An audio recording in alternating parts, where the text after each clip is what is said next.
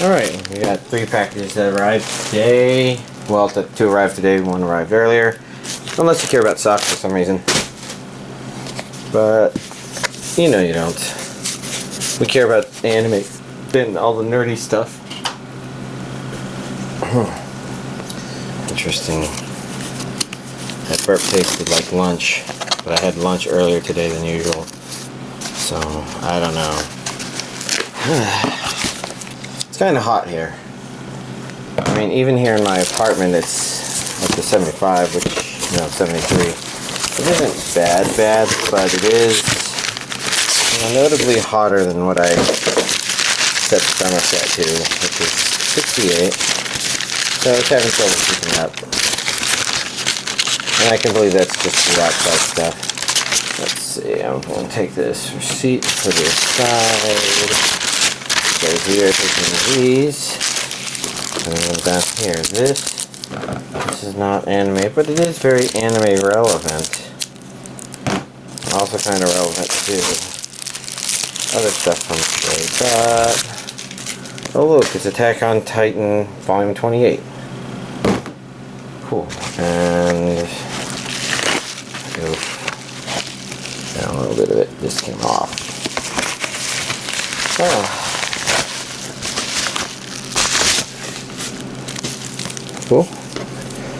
And before we go for these, let's go for other non-anime stuff because, in a nutshell, Avengers Endgame came out today, so I decided to hit up Best Buy on the way home and pick these up.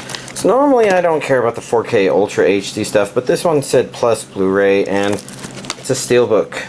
Shit. But DVD version. So, whatever. I picked up Battle Angel Alita, or Alita Battle Angel. Anyways, I've got a vague idea of the mixed something or the other. And then Fire Emblem Three Houses. You know, a lot of people have been really excited, and you know, I finally made a trip to Best Buy or GameStop, so I picked it up. Alright, let's get going. First we have Hanebado. Let's take a look at this to see if there's any sexy pinky. It's an average pinky. I think the more attractive thing is definitely the stripe of red right here, which is also hidden under there, but you know, we were looking for human body parts like traffickers. Region A, English dub. It says 13 uncut episodes, but so far I can't tell that there's any reason they would be cut. I am a bit jealous because they look like they're wearing swimsuits, which makes it feel like, you know, there'd be water nearby. And actually, with how warm it is, and given that I have headaches, floating in a somewhat cool pool actually sounds kind of neat. So this is Blu-ray, and this is not just that thing. There's more to it. Well, let's first take a look at the discs. Disc 1, tennis racket. Disc 2, tennis racket. Is this tennis?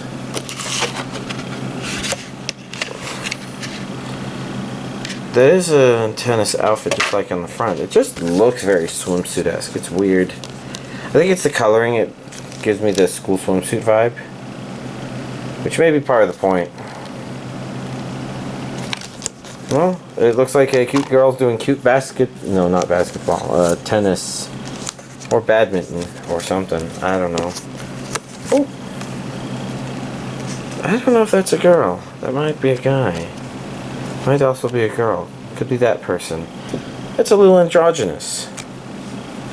Wow, this one's also kind of suspicious now that I look about it. I'm pretty sure they're both characters, important characters, probably female characters in the show, but strange. Also, this is a little thicker than I think it usually feels that insert thing usually is. Next up we have Hunter x Hunter Volume 6 with a person that I keep thinking is some sort of poodle, French poodle or something like that, but I don't think they are. But even when I was looking at the little picture on Amazon when it said it's shipping, like, oh yeah, the one with that poodle person. Then again, that also looks like an animal. Maybe it is a poodle person. I don't know. I should probably look at the name of this arc Actually, what I should probably do is watch any of this whatsoever, because the complete lack of having watched any of it kind of leaves me in a place where I'm falling behind on everything, as usual.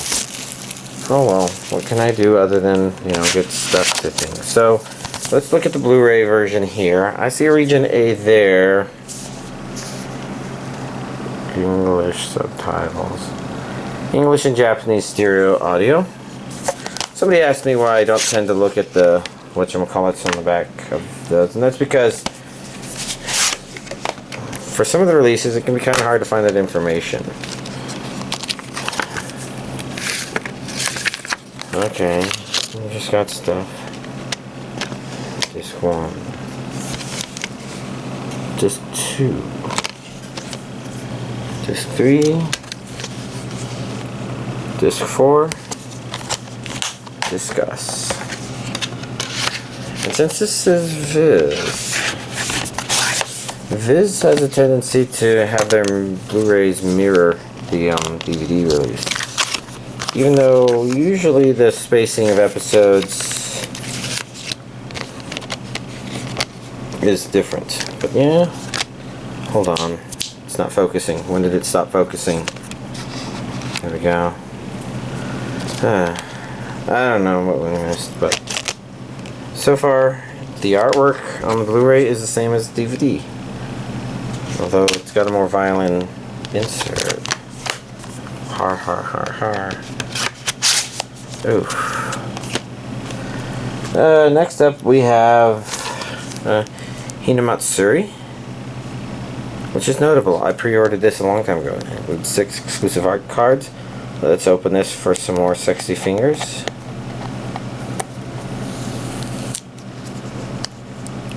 They're okay. It's kind of interesting though that I think those 2 fingers are kind of less attractive than those, ever so slightly. Let's go for an attractive shoulder this time. It's okay. Not even quite sure if that's a guy or girl. It looks like a girl, but I could be mistaken. Complete uncut version, 1 through 12. Not sure what caused it to delay so long compared to when it was first announced. Who am all these people be? Oh look, regions A and B. English audio.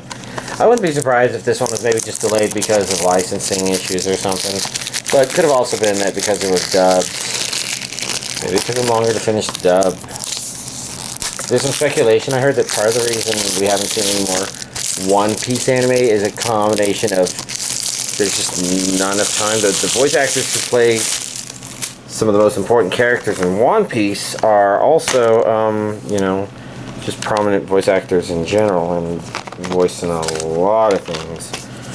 So let's take this and put that there and take a look.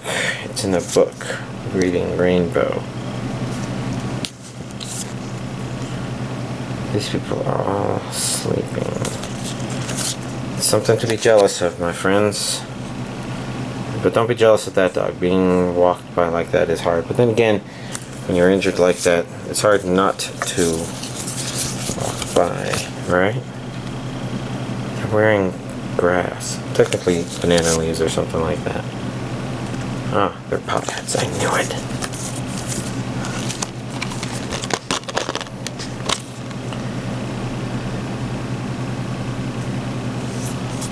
Sugi, aka Sugoi, not really. But Blu-ray 1 and 2. Oh look, it's a bigger version of them sleeping. We know what that one really looks like, on account of the fact that we saw what it looks like. Well, okay then. Let's put this here. Be glad that this thing that was pre-ordered many months ago and delayed from that initial announcement is finally here. Finally, in the thing that was there, because that's the pile that was, oh my gosh, I am barely talking. Standard definition on Blu-ray Sakura Wars. We have Region A, we have English dub, we have, this isn't the history you were taught in school. Yes, because they didn't have mechas or something. Are they supposed to be famous historical names? Not that I remember any of their names. barely remember any of the characters, maybe only one or two. Head kind of hurts. That's what I get. This has been a day of not getting enough to drink, I think.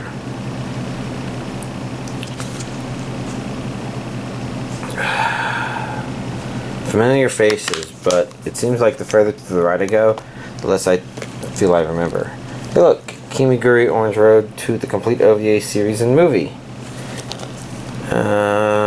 So like, I see a region A there. It's Japanese with English subtitles.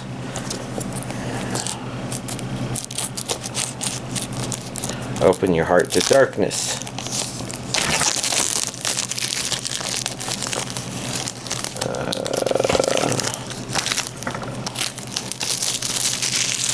Definitely some annoying plastic there, but because we remember, or rather we observed while unwrapping it, this is a Eastern Star Discotheque release, so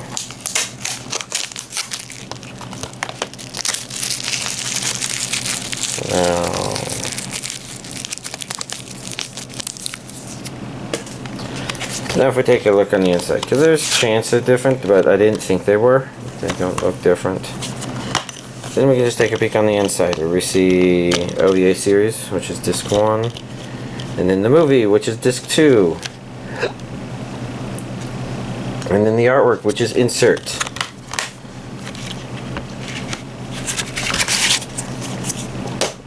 Oh, next up we have Yowamushi Pedal Blu-ray. Includes both movies on Blu-ray with one loose disc on the inside, as you could hear. So let's start opening this while my head hurts. Oof. Region A, and audio is Japanese. I want to catch up. Gotta catch them up. What the? Okay, yeah, there was a sticker there. I was like, I wasn't throwing this away because I was looking for the sticker.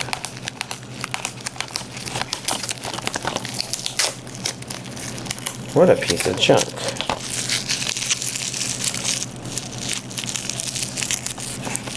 Okay then. Well then, from back here we have to take the sticker off. I guess that feels about right, and then we'll just wrap it like so, toss it, flip it back over, see if the cover's any different, say it's not, open it up, and put the loose disc back in its rightful place. We've got the people. Is that person eating chicken? Squid? They got green hair. I don't know. I don't know the meaning. Well, that's both movies on one Blu-ray. And then last but not least, we have the Blu-ray standard definition release of Sorcerer Hunters, complete series, and OVA. What do I even remember about this show? I remember why I watched it. Man, you know what's hard about growing older is all this stuff you forget. Like, okay, there's an anime called Sorcerer on the Rocks. That one takes place in the Sorcerer Hunter universe, and this thing is being a piece of shit. I want to be careful there because opening it from that angle, okay, they did this. I should just be taking advantage of this from now on. Anyways, I remember Sorcerer on the Rocks is also in the Sorcerer Hunter universe, although I don't think they ran into these characters. I don't remember the basic premise of that. I remember there was the main guy. Did he have a cat girl servant or something? He was kind of loyal. I don't remember. I do remember in this one you have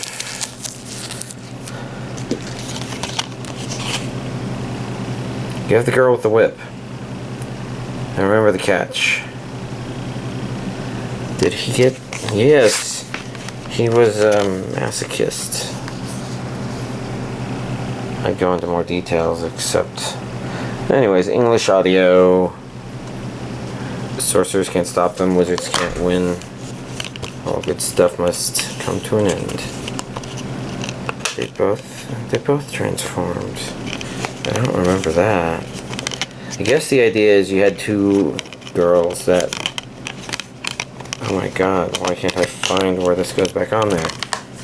You have two girls that I think go into more dominatrixy modes, and he responds to it by turning into a wolf that's immune to magic, and so the sorcerers can't win. And I think that's revealed first episode, but why did I open my big mouth? I don't know. Here's this week's anime DVD collection update. Okay, I finally finished the Megalo box, and I'd say it came to a pretty decent ending.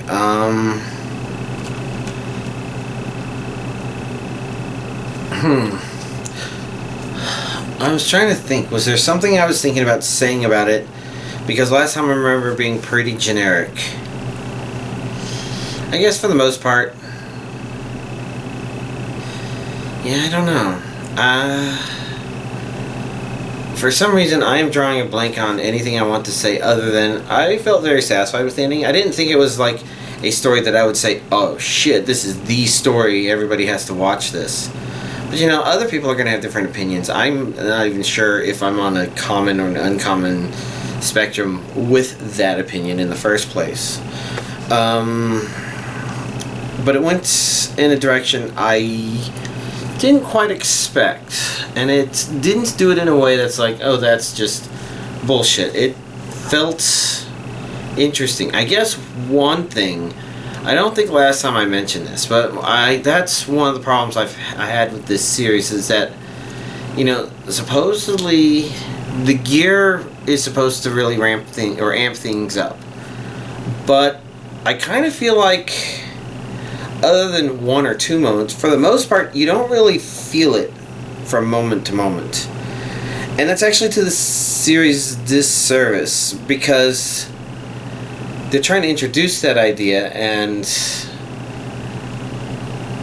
yeah, it felt like that wasn't conveyed very well. But beyond that, you know, the story, what it played with, how it went, twists and turns, etc. It was a fun little journey.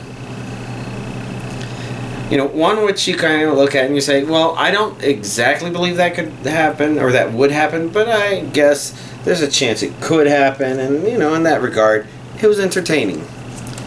Next up, my friend, as I predicted last week, went back to Naruto Shippuden. You know, we're going back and forth between Naruto and Dragon Ball Super, you know, subtitle and non-subtitle. And with with Naruto Shippuden, well, we finished this disc and watched the first episode on this one, and that's basically, it's almost like if you're going to get this one, you definitely should get this one, because the last 4 episodes on this are 4 episodes of a 5-episode story arc. That's actually pretty decent. I'd say that if you were to compare it to all the Naruto movies, I think it was better. Thematically interesting, just better. You know, some of the philosophy is a little questionable, but maybe not exactly wrong. Just maybe not exactly the way that the things that were conveyed should be taken to heart, per se. I know it's a little bit of a weird roundabout way of saying all that stuff, so make of it what you will. But, you know, we're making slow progress on finishing Naruto Shippuden proper. Whether or not we go on to Boruto is still up in the air. My friend speculates that maybe we'll do it if we switch to dub, which I might be willing to do, because for the most part it'll be a mostly new cast of characters, with the old characters still in there, I'm sure. But I might be able to transition to the dub version of that easier than switching to dub for Naruto. Anyways, as you can see from my hand, I also watched Attack on Titan Season 3 Part 1. It's kind of interesting because way back when Attack on Titan Season 1 was all we had, Season 2 hadn't even aired yet, and I think we were all still waiting to know when it was going to air, and I had started reading the manga, so if you can find whatever video I was reading the manga, that would probably be relevant to what I'm about to say here, which is, it's kind of interesting because when whispers of Season 2 were finally starting to come up, and I'm like, oh yeah, they're going to do Season 2. Well, you know, I didn't pay close attention to how many episodes there were, and I assumed it would be 2 core like the first season, but it was only 1 core. And Season 3 here is obviously going to be 2 core, or rather was 2 core. Anyways, a core is like a dozen-ish episodes. So when you see anime that are kind of like around that range, it's 1 core. When it's closer to 26 episodes, it's 2 core, etc. You know, that 12 or 13, that tends to be around what a core is. And my original estimate for where a proper ending place for season 2 would be in order to kind of hit the same notes as season 1 possibly, we're actually pretty close to where season 3 part 1 ended up. Season 3 ended up going a little bit ahead of that, but it's interesting because I think I based it on the manga, where if they went just a little bit further. Okay, so if you took the number of manga volumes that made the first season and then you double that, you get to, I think, around the place where this core ends, which should tell you that pacing wise the anime is actually on par with the manga to a pretty close degree. There's little additional pieces of information that exist that didn't exist back there, so they're doing some parts slightly faster, some parts, sorry, ouch, some parts slightly not faster. Anyways, the point is, you know, there's a pacing there that's surprisingly consistent. Like, if you were to say, oh yeah, let's make this manga into the anime, you'd probably expect the pacing to go all over the place as budgeting changed and priorities changed or whatnot. So it's interesting. Content wise, I don't think this one is as exciting from an Attack on Titan perspective per se, you know, like that unique feeling of the Titans. I think that's way lessened in this one than the previous ones, at least in season 3 part 1, that is. But it is more exploratory and world building, where your understanding of the world should grow by leaps and bounds in season 3, which is something that I think continues happening as you go along in Attack on Titan in general. Although given where they end this, I don't know if it makes sense. It feels like the next part of the manga, if they're are they gonna get that far? That seems pretty far. I should probably check the volumes, but I am so lazy. Anyways, it ends at a part where you've probably been wanting to see the series go that way for a while, although you've maybe also forgotten you wanted it to. So, it's good. And last but not least, Detective Pikachu. So, it was actually a neat movie. I had a pretty good idea of the general idea of where it was going to be going near the end, but it was surprisingly not as confusing and weird as I thought it was going to be. It sort of felt like, I guess there are some issues with the movie, but for the most part, when you watch it, you do feel for most of it, it really just feels like a weird part of a Pokemon universe. Some of what makes it weird, some of what the characters do is okay, but I can't help but think that they could have gone with characters who are a little more sophisticated instead of a little more stumble-upon-y like they were, I guess, for lack of better terms. And I don't just mean like that's what they did as part of the movie plot. I mean, that just seems to be their personality in general. So it's an aloofness that I think can work for kids, but I thought that they didn't have to be like that. They didn't have to be like stoic adults or something like that, but would have been interesting if there was a bit of a balance to them. Like, I guess I think of, was it Miles from Spider-Man Into the Spider-Verse? Oh my gosh. Head. Like, he had his awkwardness, but he also kind of had a... He's just a person trying to handle a situation and not... I don't know. But overall, there's a lot of neat things about it, and... Why haven't I said any of the neat things about it? I think all the Pokemon look cool. One thing about it that is a little non-convincing, I guess. Okay, so now this is something where people who aren't fans of Pokemon probably wouldn't enjoy the movie as much, but there are a lot of Pokemon in the movie where you get kind of introduced to them at a fairly reasonable place, and it's not even like just Mr. Mime. You know, there's a Mr. Mime scene in there, and that's actually a pretty... That one's a really great scene.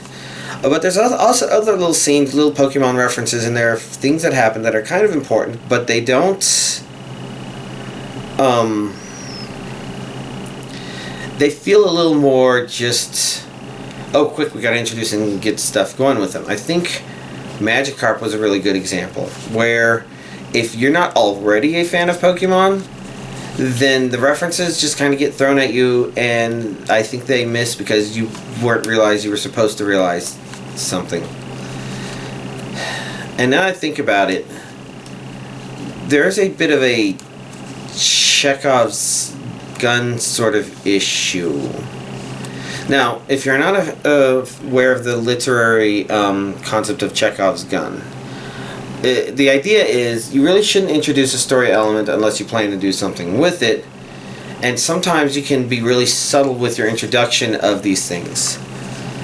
And I don't know if that's what Chekhov's gun literally means, or if Chekhov's gun is a warning about how you should do that. But the point is, you know, you introduce elements so that the audience can follow along. And one problem with the story of the Pokemon movie, Detective Pikachu here, sorry, is there's kind of a lack of a Chekhov's gun. Like, they introduce a thing, and it is a thing that the characters follow, but the issue with it is kind of not directly related to it, only it's a means to an end that you wouldn't expect it to be the means to an end to, which could be a good twist, but I think in actuality it means that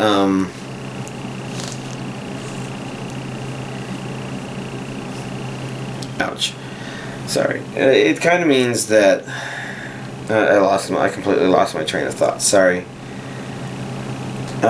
So, you know, overall, it's a very neat movie. It's a very neat movie. I'm glad they made it. I'm glad I have it.